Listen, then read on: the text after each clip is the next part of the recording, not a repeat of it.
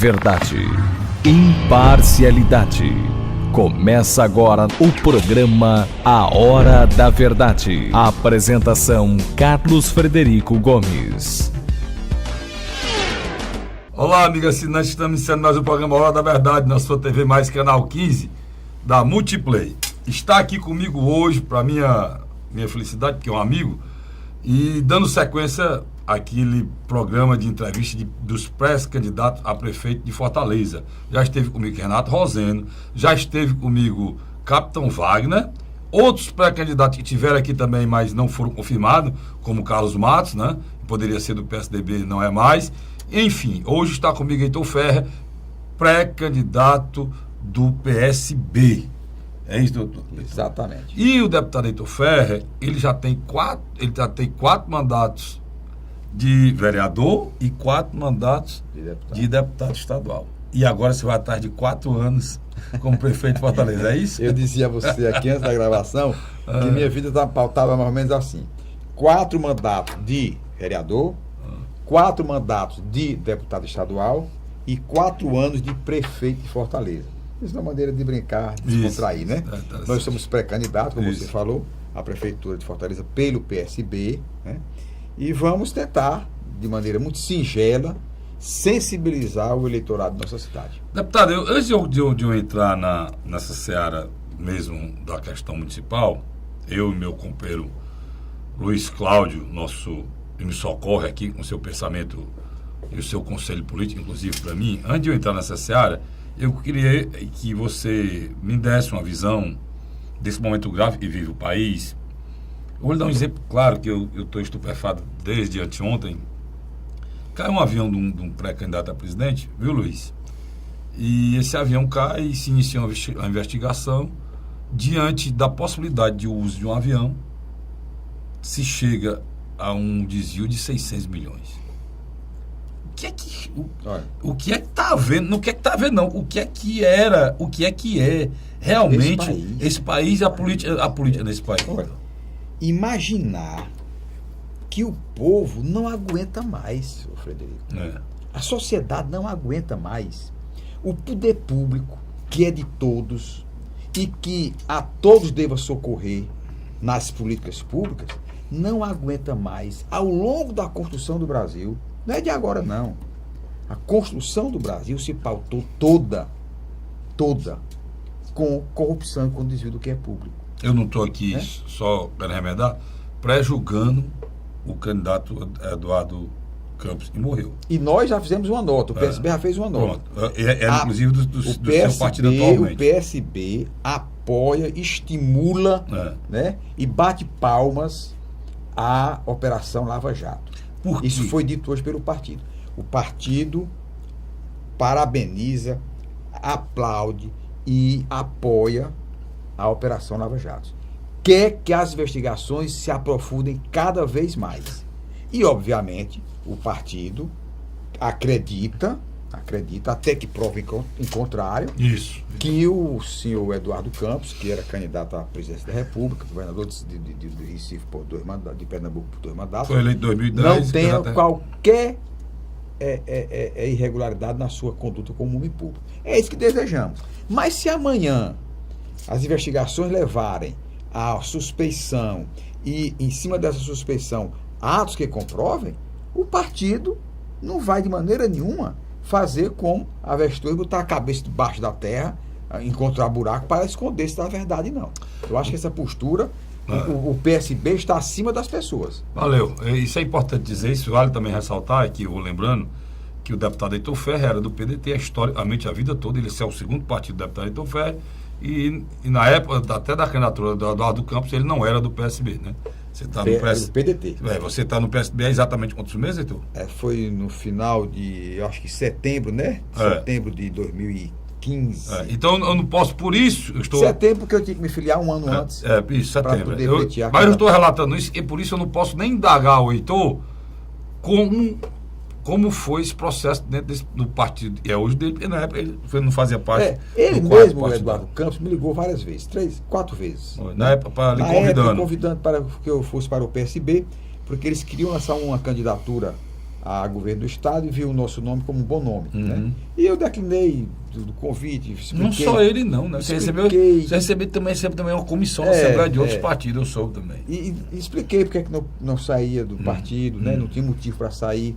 Depois que o grupo dos Ferreira Gomes vieram para o PDT, não, aí ficou insustentável a sua minha condição de militante do PDT. Luiz. Agora, nós falamos como é que é a situação do Brasil. Então, o Brasil, Luiz Cláudio, o Brasil, ele, ao longo da sua construção, foi muito mal construído. Os homens públicos priorizaram muito pouco o que era prioridade. Eu digo sempre que, da mesma forma que os ingleses herdaram a Inglaterra, os franceses herdaram a França, os italianos a Itália, né? E os espanhóis a Espanha, nós brasileiros herdamos o Brasil. Herdamos o Brasil. Da mesma forma que esses outros que eu falei herdaram um país hoje equilibrado socialmente, um país bem civilizado, um país que atende à demanda social, nós, ao contrário desses, embora sejamos a 7ª economia do mundo, né? O 5º maior extensão territorial, o Brasil é extremamente injusto e desigual. Mas injusto e desigual porque os nossos construtores, que não seguiram os exemplos dos outros que eu falei, nos construíram mal.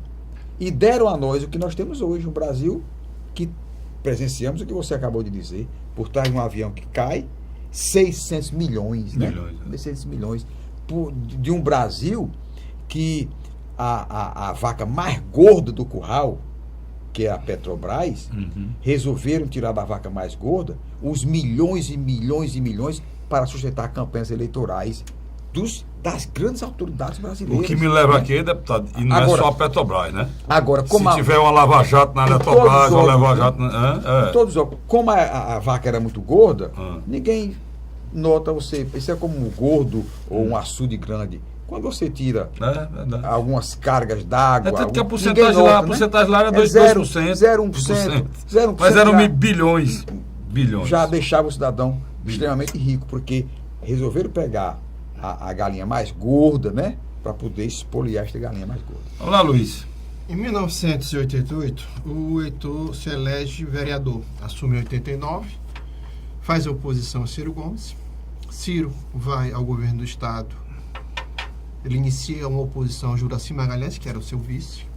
Que era vice do Ciro, isso. Ciro. Em 92, Antônio Cabral se elege prefeito. Feito por Juracy. Ele se reelege vereador, também na oposição, de acordo com o PDT. Ele está contextualizando aí a sua história pública. Em 96, também ele é reeleito pela 3ª vez à Câmara Municipal, e fazendo de novo oposição ao Juracy Magalhães. Volta. Depois vai para o 4º mandato, em 2000, na reeleição de Juracy. Agora é interessante, nesse processo, ele faz parte de uma geração que ficou notória para fazer...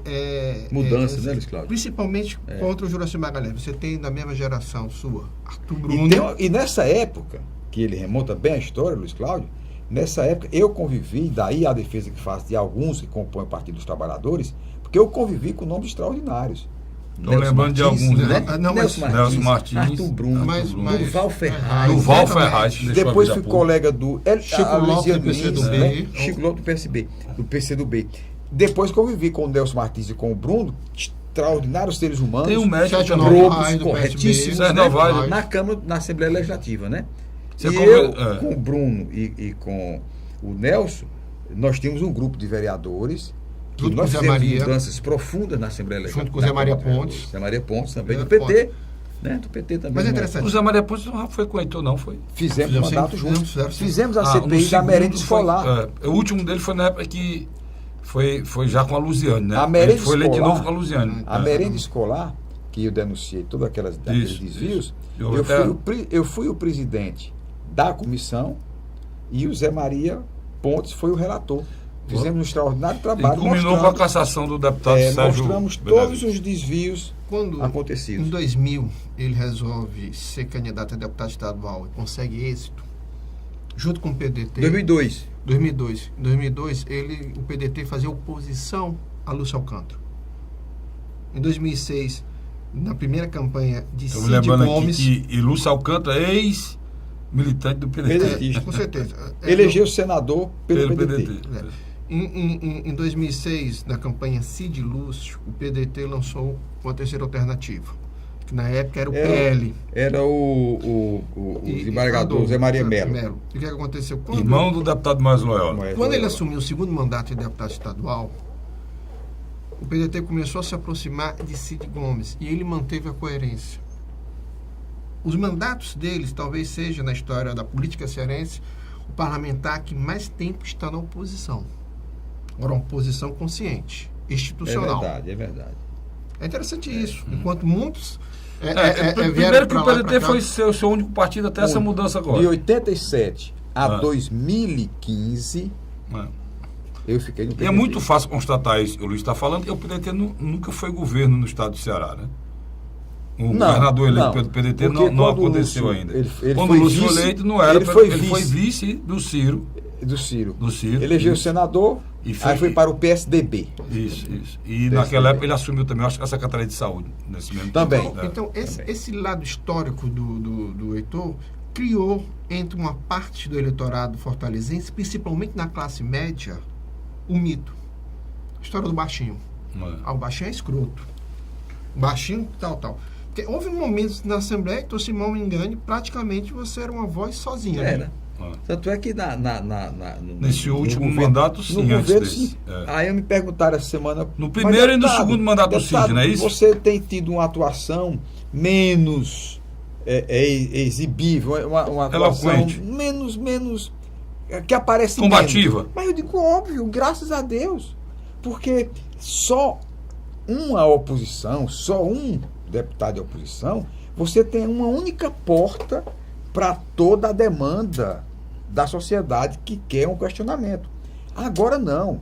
Nós temos os deputados do PMDB, nós temos o deputado do PR, nós temos os deputados do PMDB, PR, PSD, Democratas e PSDB. Ainda tem o PSDB. Né? Então, diluiu-se o trabalho de oposição da Assembleia Legislativa, graças a Deus, porque isso é bom para a democracia, dividindo os trabalhos de cada um. Ainda tem alguns parlamentares que fazem a flexibilização, a hora é governista e a outra hora é oposição. Ainda tem mais uma coisa a ressaltar. Esses outros também que fazem oposição são candidatos a prefeito. Mas é interessante. Nós temos lá na Assembleia, além de você, que faz oposição ao governo atual, o Renato Rosen, que é pré-candidato a prefeito, o Capitão Wagner, que é pré-candidato a prefeito. E só falando Fortaleza, né? E eu pelo PSB. Tem você pelo PSB, tem a candidatura a pré-candidatura do deputado Tim Gomes, que é um aliado do governo, mas a oposição a nível municipal. E tem também... Tem mais um candidato aí, Luiz, que eu estou esquecendo? Da Assembleia, não. Da Assembleia, não. Acho que estão todos aí. É tanto, e a gente está com dificuldade. Eu falando nesse assunto, eu queria lhe fazer uma avaliação disso, o deputado. Os candidatos a prefeito de Fortaleza, os pré-candidatos a prefeito de Fortaleza, eles têm uma coisa em comum. São todos homens com mandatos experientes. Então, vamos lá, você já dei seu currículo aqui. Você vai para o Capitão Wagner, um mandato de vereador de Fortaleza e outro de deputado estadual. É isso, Luiz? Exatamente. O Tim Gomes... Tim Gomes tem 3 mandatos de vereador e 2 deputados estadual. Né? E ainda tem quem diga que nós não temos experiência. Chegaram para mim certa vez, agora há pouco tempo. O Heitor é muito bom no parlamento, mas ele não tem experiência do executivo. Ora, veja bem. Vamos lá. Aí você vê a Luziane Maria Luísa, né? Era deputada estadual. Deputado estadual. Eu vou lá puxando lá de 85. Depois Ciro Gomes. Deputado estadual. Quem era Ciro Gomes? Deputado estadual suplente. Assumiu a morte Cid, o governador Tasso o chamou para assumir a vaga e foi líder do governo. E o Tasso conduziu a prefeitura de Fortaleza. Né? Depois do Ciro... 2004, Luziane Lins. Depois do Ciro... Juraci Magalhães. Que não tinha nenhuma experiência. Teve nenhum mandato. Era vice, só vice. Nunca era um médico com você. Médico dermatologista, extraordinário dermatologista, que muito bom dermatologista. Doutor Juraci também não tinha nenhuma experiência. Estava só em partido. Qual era a experiência do doutor Cambraia? Nenhuma experiência administrativa também, né? Secretário de Juraci, tratou das finanças do ex-prefeito Juraci Magalhães. Depois do Cambraia, Juraci novamente, depois Luziane Lins, deputado estadual. Roberto Cláudio, deputado estadual de segundo mandato. Mas as pessoas que estão Portanto, dizendo isso o que não estão olhando para a história, né? É aquela coisa. consideração. Se você disser que o Roberto Cláudio é um bom prefeito hoje, a experiência dele era deputado estadual. Agora, o que faz ser bom prefeito ou mau prefeito, primeiro é a honestidade, que o diferencia como bom prefeito. Segundo, é a capacidade de bem administrar. E a capacidade de bem administrar se faz com colaboradores. Isso. Porque o cidadão que é candidato, no caso, Heitor Ferrer, pré-candidato a prefeito de Fortaleza, digamos, eleito prefeito, sou médico. Mas o prefeito deixa de ser médico para ser médico, engenheiro, assistente social. Você vai atuar em todas as áreas. Ele tem que atuar em todas as áreas e passa a saber minimamente todas as áreas através de seus colaboradores. Ele é bom de trânsito. Por quê? Porque tem que encontrar um técnico bom de trânsito. Mobilidade urbana. Tem que encontrar em educação. Tem que encontrar em saúde. Tem que encontrar em segurança pública, né? Porque segurança pública, eu digo sempre que é responsabilidade do município. O que é de responsabilidade do Estado é o combate à violência. Verdade. Segurança pública, Luiz Cláudio, o município ele tem que dar ao cidadão política de segurança pública em saúde. Pois deixa eu aqui como âncora aqui desse debate aqui, você e o Luiz, eu queria puxar para deixar o meu telespectador, o nosso assinante, né, Luiz, ciente do seu pensamento. Já que você tocou em segurança pública, você tocou um fato, uma coisa nova, eu nunca tinha ouvido isso, né? Perfeito, até lhe agradeço por absorver isso comigo. Segurança pública é o dever do prefeito. Eu sempre usei, eu sempre fiquei muito chateado com essa expressão, o Luiz sabe aqui, que eu falo sempre isso aqui, que está na Constituição que a segurança pública é um dever do Estado e a Prefeitura está com isso. E os prefeitos se vogam disso para não fazer nada. É um grande erro. Olha, né? Quando se busca a polícia, é porque todas as outras políticas fracassaram. Sociais, todas as instituições falharam. Necessárias. Quando a polícia atua... Pronto. É a última instância. Né? Tudo para trás falhou. Pois é isso, Heitor. Em cima do que eu vou dizer aqui, eu vou lhe fazer essa pergunta. Eu sempre questionei a Luziane um tempo da seguinte situação. Em 8 anos de governo, uma criança que tinha 8 anos de idade, quando o prefeito saiu, a Ana Luziane saiu, foi 8 anos, tinha 16. 16. Então, essa criança, ela se formatou como ser humano adolescente durante um governo.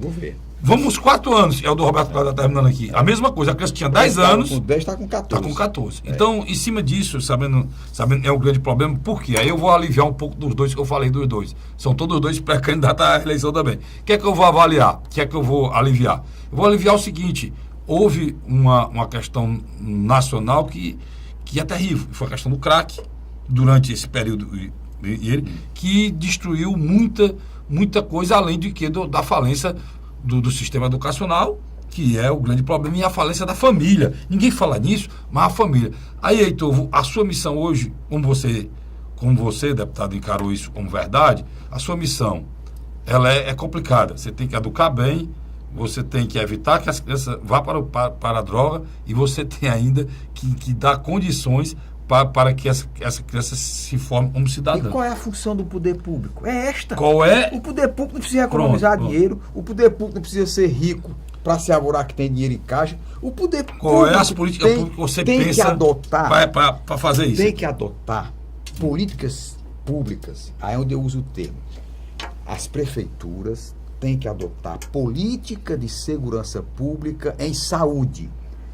Deputado Heitor Ferrer, e o que é política de segurança pública em saúde? É dar ao cidadão a segurança de que existe política pública, que ele vai ser atendido nos postos de saúde, vai ter vaga para se internar, vai ter vacina, vai ter remédio, vai ter profissionais. Isso é política de segurança pública, veja bem, segurança pública, não é violência, é segurança pública em saúde. Pois é, na área da educação. Qual é a política de segurança pública de educação? Pronto, é você estabelecer com os seus colaboradores uma política de segurança pública em educação, onde o menino de 4, 5, 6, ou mesmo de creche, de 0 a 6 a creche, de 6 acima. Segurança pública em educação, de que forma? Você ter uma escola de qualidade onde ele possa se formar bem e possa disputar o mercado lá adiante. Política de segurança pública em trânsito. O poder público municipal desenvolver políticas para que o trânsito não seja esse inferno que é. É uma das áreas mais difíceis que tem de solução, porque nós sabemos que a cada mês são emplacados aqui em Fortaleza 5.000 veículos. E a única maneira de você melhorar o trânsito é retirar os veículos das ruas com o transporte público de qualidade. Aí vem política de segurança pública em transporte, em mobilidade urbana. É você estabelecer políticas onde o cidadão tenha a garantia de que vai sair tal hora e tem a segurança pública de que vai chegar em tal hora. Deputado, como é que se faz isso? Através de políticas públicas. Deixa eu lhe colocar uma coisa aqui. Onde o Heitor está falando, eu vou dar um exemplo simples e objetivo, Carlos Frederico. Muitas crianças do ensino municipal, o café da manhã dele e o almoço é no colégio. Às vezes não tem o que jantar. Você já está falando de segurança alimentar. Segurança pública de alimentos. É interessante isso. Né? O papel... Qual é o papel que o Luiz Cláudio levanta do poder público da educação? Olha, quem disser que vai instituir no município de Fortaleza a escola pública de tempo integral plenamente, está mentindo. É essa pergunta que eu quero que você vai dizer por que é mentira. Por que Mas você vai dizer por quê. Eu tenho que ir para o intervalo e volto. Você vai dizer por quê, que era a pergunta que eu iria lhe fazer. Dá para, em 4 anos, garantir escola de tempo integral para todos? Para todos? Fica no ar, eu volto já, sai daí não. Com o deputado Heitor Ferrer falando da sua pré-candidatura à Prefeitura de Fortaleza. Até lá. A Hora da Verdade. O governo do Ceará está participando em parceria com o governo federal da construção de mais uma etapa do residencial Cidade Jardim, no bairro José Walter, em Fortaleza. Um dos maiores empreendimentos do Minha Casa Minha Vida no Nordeste. Só este ano, 768 moradias já foram entregues na capital. Transporte na porta, moradia segura, que tá uma maravilha. Aqui tem tudo para a pessoa ser feliz. É o governo do Ceará cumprindo compromissos e garantindo casa própria para os cearenses. A Hora da Verdade. Estamos de volta agora com o segundo bloco do nosso programa Hora da Verdade, na sua TV Mais, canal 15 da Multiplay. Voltando à pergunta que eu deixei no ar no bloco anterior, eu vou refazer aqui para que fique bem claro. Muita gente vai prometer e eu quero lhe perguntar se é possível. O grande problema dessa estrutura que destrói a nossa juventude, que é a droga, são essas crianças na rua. E a solução que é dada por todos, já virou voz comum, é a escola de tempo integral. É possível, Heitor, garantir esse benefício a essas crianças, nossas crianças aqui de Fortaleza? É o ideal. E temos que buscar o ideal. Mas você tem que instituir uma política de poder público, ninguém pode dizer uma política de Estado, né? Para a prefeitura. Nós não somos o Estado. Mas pode ser aplicada sim, uma política de Estado, onde você preconiza no seu governo a implantação de tantas escolas públicas de tempo integral e de qualidade, e isso continuar como compromisso da prefeitura e não do prefeito. Através de lei. Isso na Europa é ato contínuo. É assim. Né? A construção aqui, ao contrário, o novo isso, prefeito, né? Destrói o anterior. Roberto, Frederico, olha, se você pega uma criança... Você ia falar do Roberto Cláudio, você disse Roberto. Se você pegar uma criança e coloca na escola de manhã e o poder público dá a ela a escola normal, né? A formação normal. Atividade lúdica à tarde. Tem o almoço, à tarde tem o reforço e o esporte. Essa criança fica trancada nessa escola, no bom sentido, presa nessa escola, e volta para casa para brincar com o pai e com a mãe, daqui a pouco está dormindo. Está dormindo. Agora, você pega uma escola pública nos municípios, você vai a qualquer município, quando dá 11 horas, os meninos estão tudo vindo. Péssima qualidade. 11 horas estão se livrando, não almoçaram. Vão para casa muitas vezes para almoçar ruim. E à tarde fazer o quê? Solto. Vamos imaginar Fortaleza. O menino sai para a escola, volta 11 horas, 11h30, vai para casa. Chega em casa, tem os mesmos irmãos que fizeram a mesma coisa. Cadê o pai desse menino? A mãe? Estão trabalhando. Ela está trabalhando numa fábrica, ou numa indústria, no comércio, e ele também. Esses meninos ficam com quem? Com eles mesmos. É o que a gente vê. E vão para onde? Pra rua. Pra rua. Sabe o que a gente vê, Heitor? Vão pra rua. Só lembrando, o que a gente vê em todos os programas de co-irmã nós aqui, policiais, em que tem, Luiz, um corpo ferido no chão, as velhinhas lá, a polícia cerca o ambiente, e você sabe que são 4 mil mortos no estado de Ceará por ano, né? 4.439. Pois é, você sabe, então, é uma cena corriqueira, Luiz, e lá, ao redor desse cadáver, estão quem? Essas crianças que você está falando aí, pisando sangue e escorre pelo meu fio, né? Isso é, você quer ver essa cena? Ligue para o seu programa, em qualquer, infelizmente, esse passa o meu dia, então na hora do almoço, os programas policiais, ou então à tarde. Essa é a cena corriqueira aqui em Fortaleza. E você, Heitor, a gente pode esperar o quê dessa cidade, a não ser violência? Desesperança. Se essas crianças, Luiz, estão na rua convivendo com violência, cara. O Carlos Frederico, em 2000, surgiu uma candidatura abertamente defendendo a questão da segurança pública, que era o Moroni, a história dos 5 mil homens da Guarda Municipal. E em 2004, esse discurso foi tão forte que o colocou no segundo turno. Quer dizer, o tema segurança pública é um tema forte na capital. E com o passar dos anos, ela foi absorvida por quase todas as candidaturas. Até que agora se criou a Secretaria de Segurança Pública, né? Que não tinha em Fortaleza, agora tem. Né? Agora você tem uma pré-candidatura, que é do capitão Wagner. Em cima desse problema. Não só do capitão Wagner, vamos lembrar que tem outra pré-candidatura, então, que é a do Vitor Valim, também em cima desse mesmo problema. E tem uma pré-candidatura eterna do Moroni, né? Que nos últimos pode dias, aparecer nas últimas horas. Mas você vê como esse tema, Heitor, é muito grave. Para Fortaleza. Um dos itens que você E o Luiz colocou muito bem. Dos itens que você reduz a violência é a segurança pública de educação. Dentro dessa política de segurança pública de educação, a primeira é de manter os meninos na escola, mesmo que não façam nada à tarde. Se você fizer isso, mas deixa eu lhe questionar com aqui, os meninos, segura esses as meninos que não vão pro meio da rua. Agora, as escolas públicas de Fortaleza não viraram, é uma coisa que muita gente não pensa isso, não viraram escola de tempo integral, sabe por quê? Porque para fazer a escola de tempo integral, tem que fazer duas. Porque exatamente. À tarde tem outro turno. Se não tivesse o turno da tarde, seria fácil. E outra coisa, você contrataria os professores. Não, mas você podia contratar atividades lúdicas ou físicas. Ter uma quantidade enorme de professores de educação física aí sem emprego. Poderia ter sido contratado justamente para tomar esse espaço. Né? Aí você cuidaria do corpo, da mente. Né? O grande problema é que à tarde funciona e algumas escolas à noite funciona. Olha, o município de Fortaleza, você sabe que tem a lei de responsabilidade fiscal, que estabelece os níveis, os percentuais da receita corrente líquida para pagamento pessoal. Isso, inclusive, está dando problema, a receita está caindo. O estado do Ceará está quase no limite prudencial, né? Quase sem poder contratar. No município não é diferente, embora a situação seja bem melhor. Em torno de 44% da receita corrente líquida, né? Para até 54%. Mas você não pode, com esses recursos, duplicar os gastos de pessoal com a educação. Com novos professores. Mesmo porque a lei não permite. Não permite. E para você fazer toda a escola de tempo integral, isso tem que ser dobrado. Você tem que contratar o dobro de professores. Então, isso é um estudo. Isso vai ser discutido.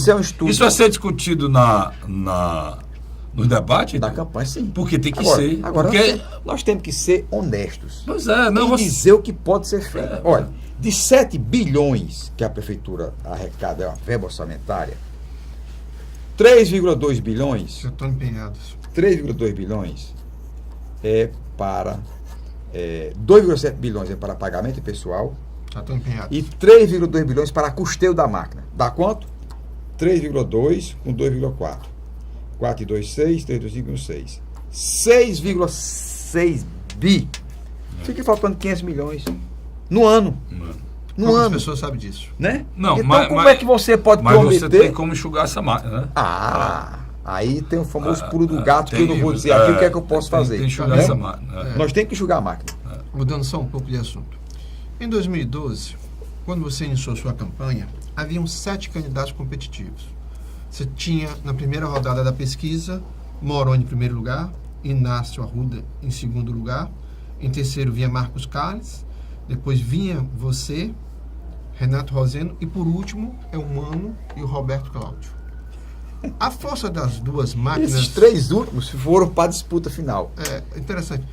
A força das máquinas impuseram tanto o Mano e Roberto Cláudio. As máquinas.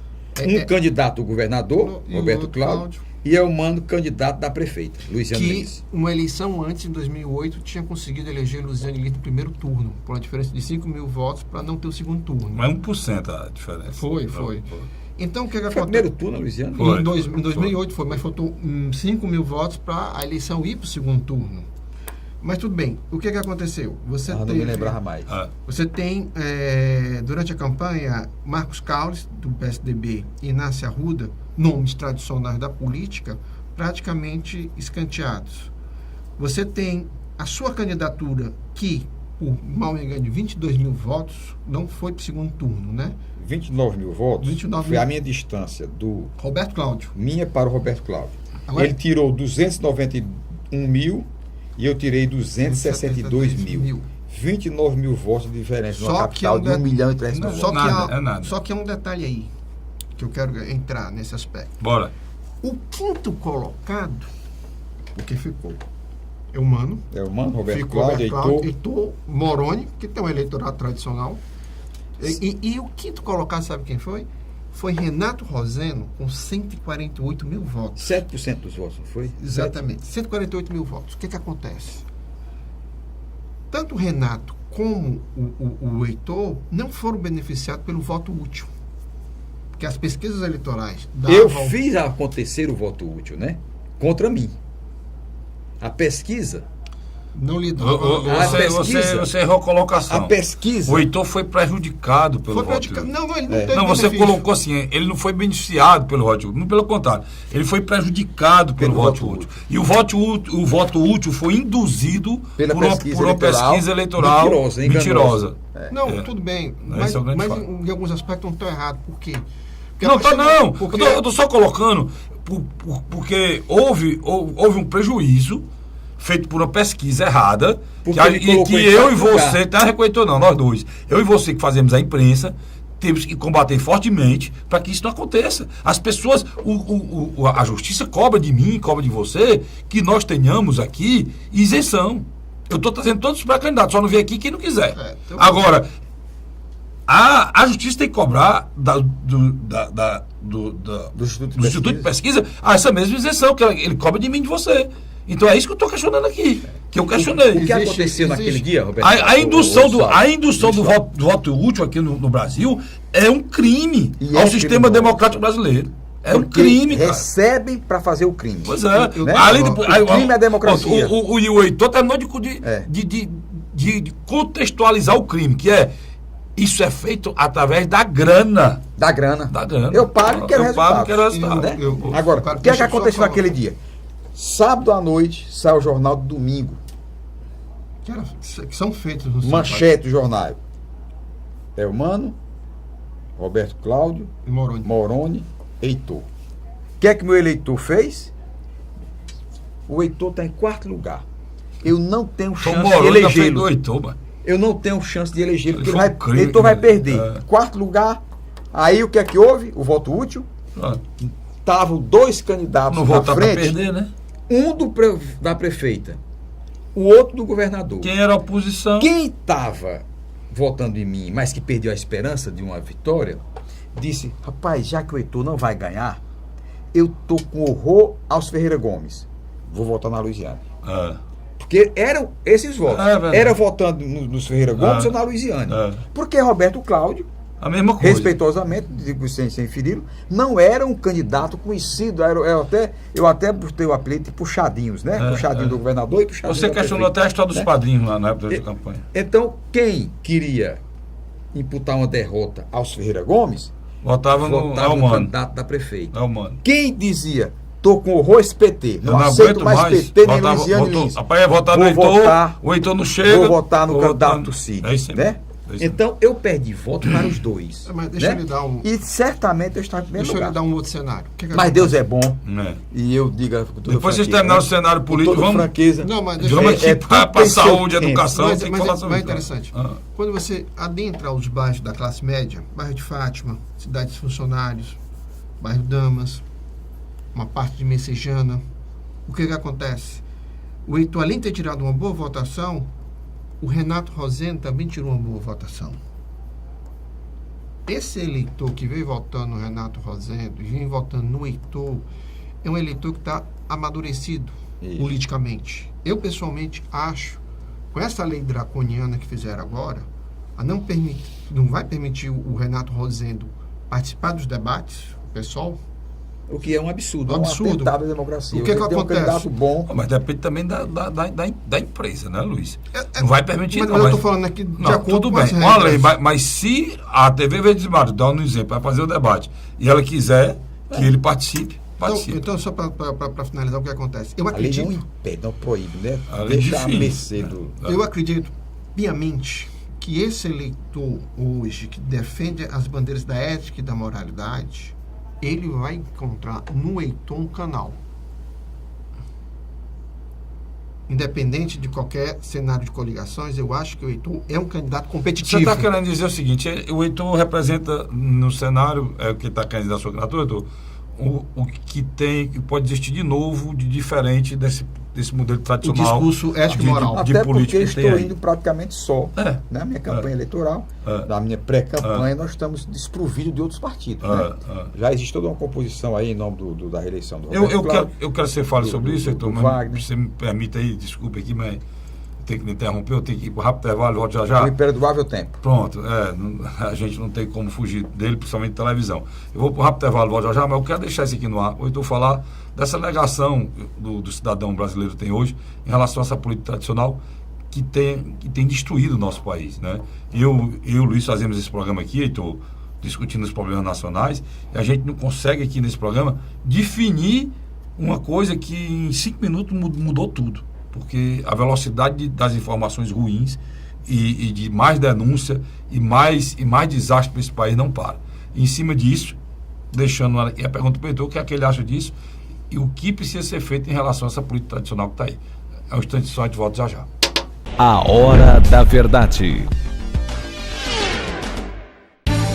O governo do Ceará está participando em parceria com o governo federal da construção de mais uma etapa do residencial Cidade Jardim, no bairro José Walter, em Fortaleza. Um dos maiores empreendimentos do Minha Casa Minha Vida no Nordeste. Só este ano, 768 moradias já foram entregues na capital.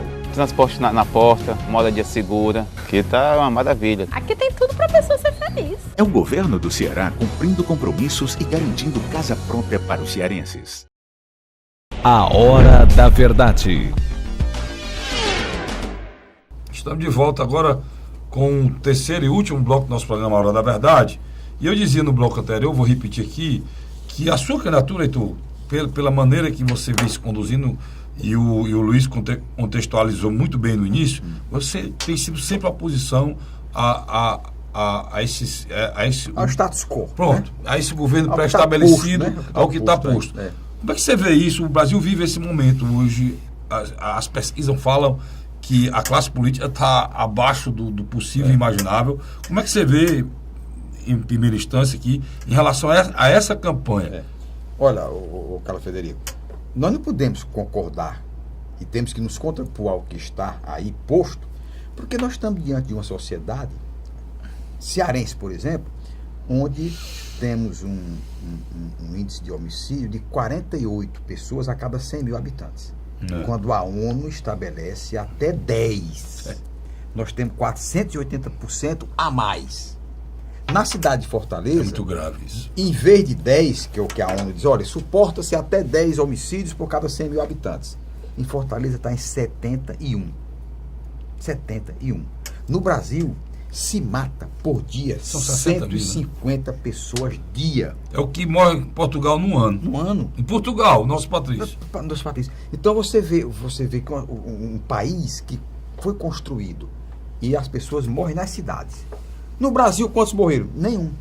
Morreram nas cidades. Fortaleza. As políticas públicas viradas para as cidades para evitar isto. Então, tem que haver uma política de segurança pública Municipal. para evitar a violência, para que a polícia não atue. Não é? O importante é a não atuação da polícia. Aí você falou. Ninguém vê polícia na Pois Inglaterra é, atuar pois é. como a nossa. Aí você falou nessa questão da escola, que você vai tentar. Aí vem se, olha, Tem a questão da dependência química, que é o maior problema como nosso é que do você crack. pode imaginar combater a violência sem a política de segurança pública no tratamento dos drogaditos? A política de segurança pública de tratamento dos dependentes químicos é que vai evitar a violência. Isso. Essa violência, quando a polícia é acionada, é porque tudo isso para trás falhou. Então você não pode falhar, já que você pega muitos desses meninos desestruturados porque o lá explodiu, o Estado tem que estar presente para não explodir. E se explodiu, ele tem que estar presente para evitar que a omissão novamente dele, essa criança vá para Então, você está elaborando o seu plano, você pretende fazê-lo no decorrer da campanha? Sim, estamos sim. Olha, as coisas se resolvem de maneira simples. Não adianta querer inventar a roda porque ela já existe. Né? Não adianta você querer inventar um modelo de garfo. Nem adianta você querer inventar um novo modelo de xícara. A xícara é a xícara com o halozinho para você pegar e beber seu café, tomar sua água, o seu leite. Com os recursos que nós temos e com a tecnologia do óbvio, que é aplicar o que deu certo no mundo inteiro, você tem que aplicar nas suas cidades. Eu digo sempre que se toda dona de casa varresse à frente de sua casa, ou o dono de casa, o mundo era limpo. E a cidade né? também. Se você tem uma cidade onde os gestores cuidem de políticas públicas, de educação, de saúde, de moradia, de transporte, a cidade se equilibra socialmente. Deixa eu te perguntar uma coisa aqui. Até que o Luiz tiver alguma pergunta nessa área, Luiz, tu empurra daí para cá. Vamos lá. Saúde. Você sabe que eu tenho um programa de segunda a sexta na Rádio Cidade e é só o que eu reclamação diária. Né? A gente é caixa de ressonância dessa reclamação. Nós temos um problema sério de saúde em Fortaleza. O prefeito Roberto Cláudio tentou realizar para ser médico, eu nunca pensei, fez vários postos de saúde, inaugurou outros, e a reclamação é muito grande. Parece muito grande. Como é que você, eu como não médico, entendo por que uma coisa simples. Pronto. Dentro da complexidade que é saúde, mas existe um mecanismo simples para você atuar. Qual seja? O poder público municipal tem a responsabilidade do atendimento básico. Posto de saúde, com profissionais de saúde e remédio. Isso tem que funcionar plenamente, de 7 às 7. O terceiro turno é importante? Importantíssimo. Mas com essa violência ninguém consegue criar terceiro turno. Nem um médico para ir lá. Nem médico, nem cidadão que tenha coragem de sair da sua casa para o posto. Né? Então, só vou concluir. Posto de saúde que atenda aquela demanda de 7 às 7. Você vai garantir isso, então? É o mínimo que se pode fazer. E né? você vai priorizar. Se tiver que só ser feito isso, você irá só fazer isso. Esse cuidado é essencial. Porque não tem coisa pior do que você estar doente e não ter a quem se consultar. Mesmo sabendo esses recursos são seus, estaduais e federais? Mesmo se? Sabendo esses recursos que você vai gerir para a UPA. Você sabe que vem primeiro para a prefeitura, pois né? Mas eles têm uma parte do governo do estado, uma parte do governo federal e outra parte da prefeitura. Eu vou cuidar da minha, que é o atendimento básico. Mas eu só dar um exemplo, não sei se é isso que o Luiz vai falar, mas ele aproveita agora também faz a pergunta. Uma UPA, 50% é do governo federal, 25% seu, 25% do estado. Se faltar esse governo federal, você vai cobrir isso? Tudo é orçamentário, né? Isso, eu estou querendo dizer. Orçamentário. Porque é preciso ser dito isso para o nosso... E outra coisa, tem que ser muito claro. Olha, Zé Frota, o prefeito de Fortaleza, olha como é complexo. Nós temos uma legislação que diz que a prefeitura tem que gastar no mínimo, 15% com saúde, o Estado 12% e a União 10%. O que é que gastou hoje? A prefeitura de Fortaleza, o prefeito Roberto Cláudio, está gastando 29,7%. 30% com saúde. Mais do que os 25% da educação. E diante de um drama onde você constata que é um dos setores nevrálgicos da administração. É verdade. Nós temos o Instituto Dr. Zé Frota, que é o maior hospital de emergência de todo o estado do Ceará, que nada se compara a ele no que diz respeito ao atendimento às vítimas de trauma, que é o único do Ceará onde se joga muito dinheiro público do município lá dentro, porque são procedimentos altamente complexos. E o prefeito está fazendo outro, né? Você pega o Zé Frota, você tem O prefeito está fazendo puxadinha aí, ou praticamente outro hospital. JF2, né? Que eu, na época, defendi. Você era a favor. E que hoje os colegas dizem, olha, tu não adianta pensar em JF2, mas eu digo sempre, para não ser crítico, de torço que dê certo. Torço que dê certo. Porque a minha concepção é de que o mais importante são os postos de saúde todos funcionarem de maneira plena, atendendo a periferia. Os Gonzaguinhos só... Frotinhas e Gonzaguinhas que têm que ser ampliados. É isso aí. Né? É. Ampliados, para que você desestrangule Isso. o frotão. E o JF fica só Porque mesmo para... o frotão é o hospital de maior resolutividade do Estado. É. Você tem todos os profissionais. E também, Heitor, resolveu o nó do SUS. Vamos ser honestos? Porque tem problema no nó do SUS. Eu não gosto de ser injusto. Ah. O prefeito, eu disse, Roberto Cláudio está gastando 29,7% com saúde. É um percentual elevadíssimo. Ah. E ainda com críticas. Qual é o grande problema? Educação para evitar essas tragédias. Vá no Zé Frota agora, que você vai ver lá que 75% dos que estão lá são vitimados por si próprios. Tem que se educar. O cidadão que está lá, a grande maioria, é o cidadão que se embriagou e foi dirigir um carro, se embriagou e foi dirigir uma moto, 2 rodas, sem capacete, com alta velocidade. É o cidadão que está na periferia trocando tiro entre gangues. Isso. Portanto, nós temos lá o hospital. Aí se um senhor de idade tiver um AVC, chega lá, não tem leite. Que é o natural da saúde pública. Deixa eu dar aqui uma proposta que é chocante e traumática. Gastando esse percentual com saúde, sem solucionar todos os problemas, o prefeito, no caso, se fosse prefeito, eu tinha autoridade de chegar numa sexta-feira, pegar os meios de comunicação e dizer, olha, eu queria que vocês me acompanhassem aqui ao Zé Frota. Está aqui. Estou gastando 30% com saúde. Agora, eu quero que vocês vejam a situação em que se encontra, mesmo com esses valores. Vamos ver gente aqui que está nos corredores, que estão nos corredores, que estão aqui há 35, 40 dias, porque não tem como a demanda. E eu tenho um mecanismo que eu acho que eu esvazio. Mas, em se perpetuando, mostrar aquilo à sociedade. Para dizer aos que vão se aventurar na noite, de que, se não se preservarem, vão estar lá no final da noite. Deixa aqui por causa do Ou tempo. seja, Muito corrido. você vai estar lá na noite, naquele inferninho. E Luiz? Heitor, diga aí para o telespectador, qual foi a cidade que você nasceu? Lavras da Mangabeira. Quem é também outro filho ilustre, fora você, Dimas Macedo, de Lavras da Mangabeira? Eunice Oliveira. E o próprio Roberto Cláudio, que o bisavô dele é irmão do meu. Roberto Cláudio? É interessante. Mas o velho Coronel Corrêa... Mas o Roberto Cláudio não nasceu em... Não. É de Sobral, né? Temos o mesmo tronco da velha Federalina Augusta, né? Tá.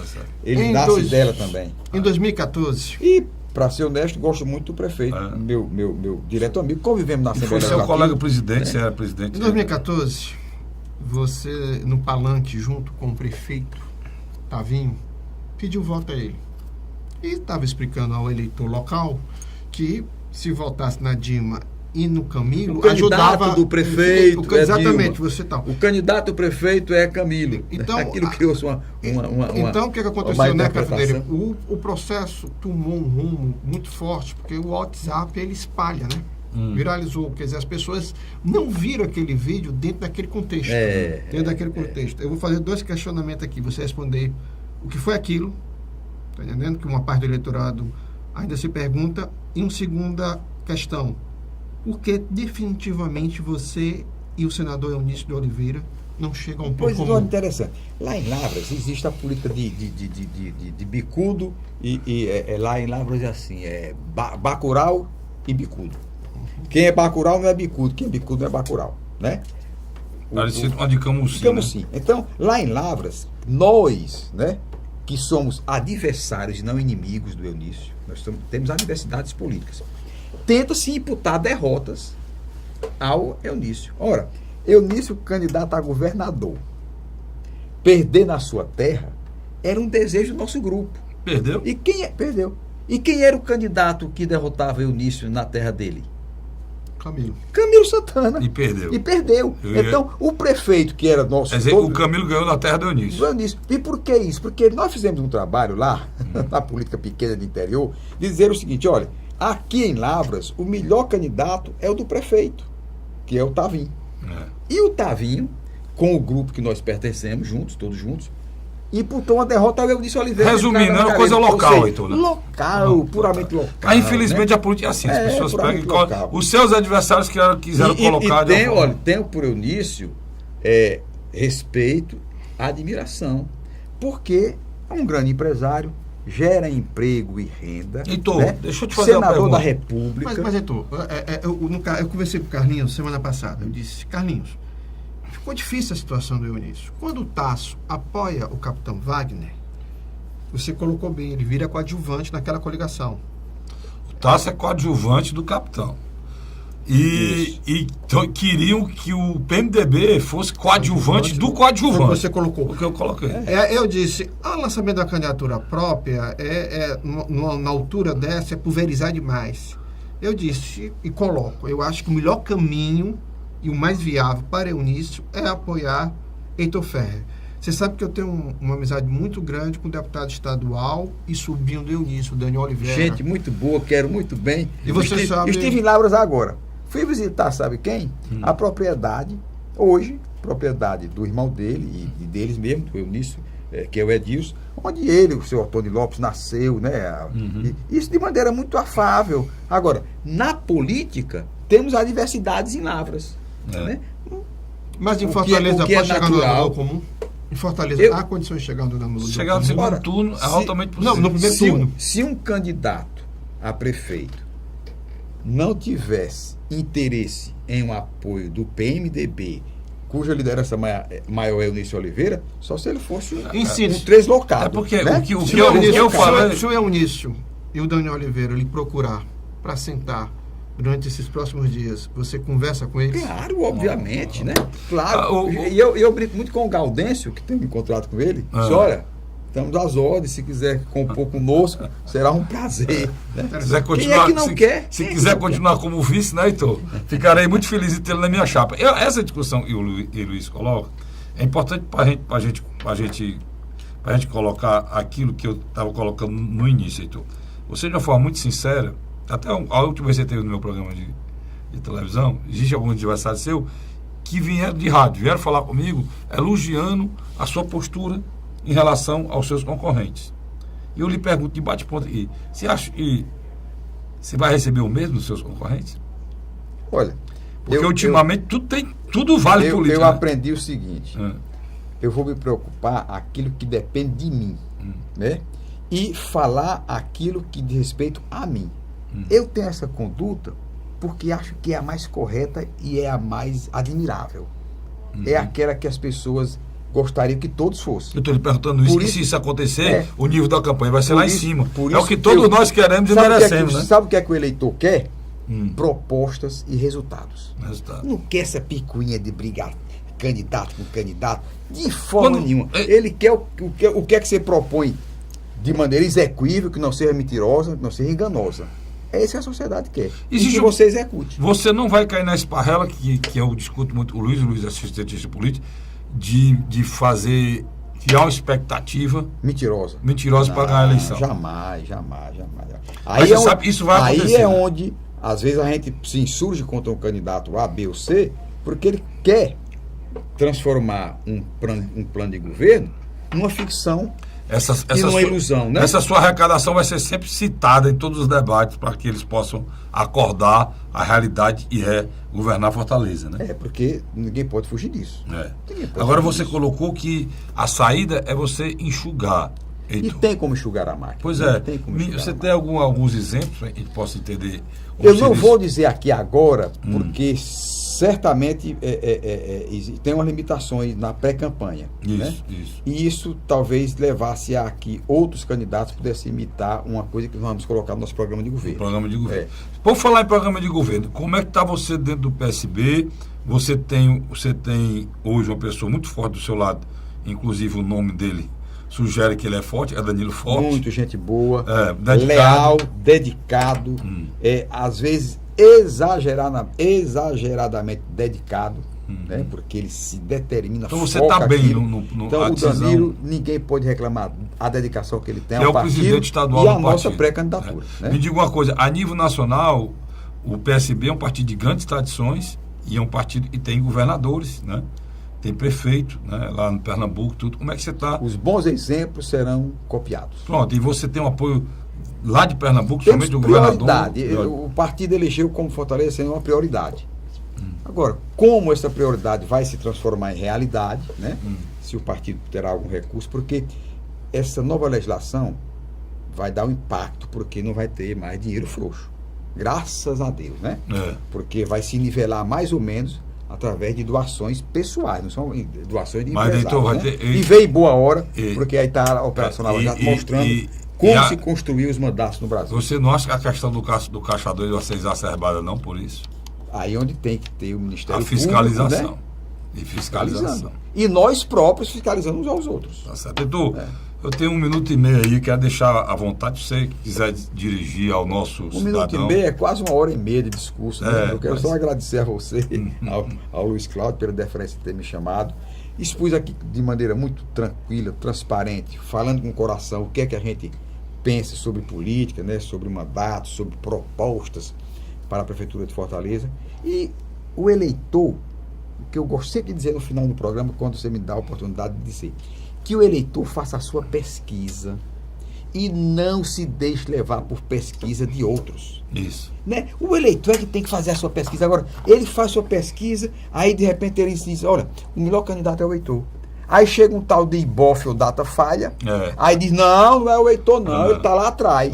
Aí o cidadão mudar o voto porque o instituto, pago por outros, para dar resultados outros mentirosos, e o eleitor que fez a sua análisezinha mudar de opinião. Não mude de opinião. Escolha o candidato que você acha que é o melhor e que tem uma sintonia com o que você pensa. E deixe o Instituto de Pesquisa para lá. Muitas pessoas da classe média, principalmente, e das universidades, têm me perguntado como é que faz para ajudar o Heitor. Como é que está funcionando dentro do PSB esses grupos? Nós temos já, estamos fazendo vários debates, nos reunindo quase toda semana, para formatar um programa de governo simples, singelo, execuível. No seu site tem o endereço do partido? Tem. Infelizmente terminou meu tempo, o Heitor, mas o que o Heitor está querendo dizer aqui para você, é o seguinte: quem votou nele, vote de novo. E se isso acontecer, ele já está no segundo turno. Para não desviar do que você fez na eleição passada. Né? Heitor, prazer estar aqui comigo. Prazer. Muito obrigado a você. Até a próxima oportunidade, Luiz. Obrigado. A você, assinante, muito obrigado pela audiência. A gente volta na próxima semana, se Deus quiser, mais um programa Hora da Verdade. Até lá.